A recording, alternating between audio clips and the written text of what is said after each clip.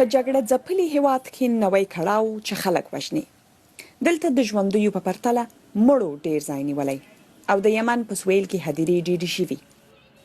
هیڅوک نه پوهیږي چې څومره کسان به د کووډ 19 بڼې ناروغۍ وژلي وي. خو د هرې ورځې له تېرېدو سره یمنیان د ویروس له کبله د ژوند او مرګ درد احساسوي.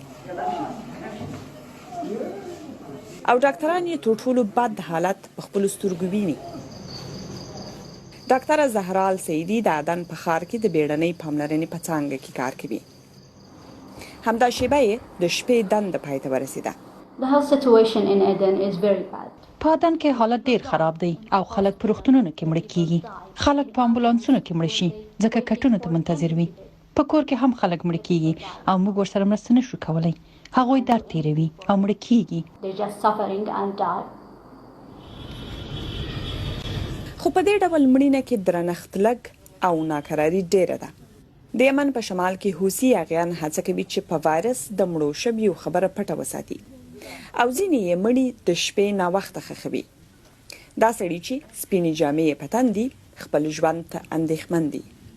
خو یوه کس بي بي سي ته د دې هدیرې انځورونه راواستول چې ملګری یې یاسري د چا هیر نشي.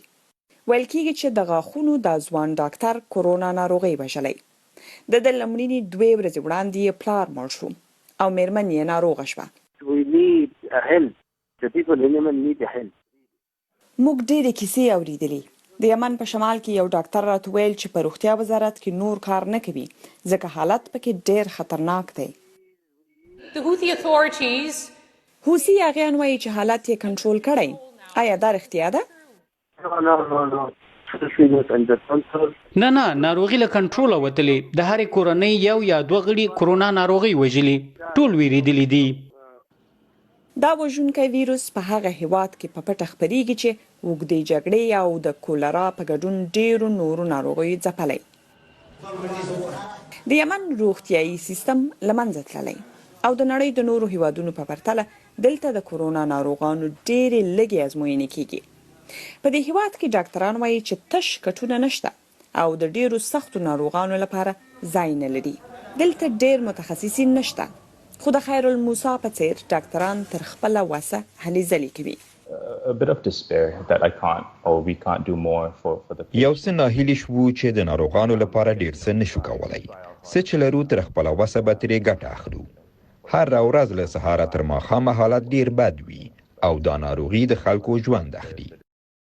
یمنیان ورسره د مبارزې لپاره ډېر څه نه لري او تېره اونۍ د ژوند ژغورنې لپاره هغه مرستې ډېرې کمې وې چې ملګرو ملتونو یې غوښتنه کوي. دا ویره شته چې د کورونا ناروغۍ له کبله به یمن په نړیواله کچه له ډېر ستر ناورین سره مخامخ شي.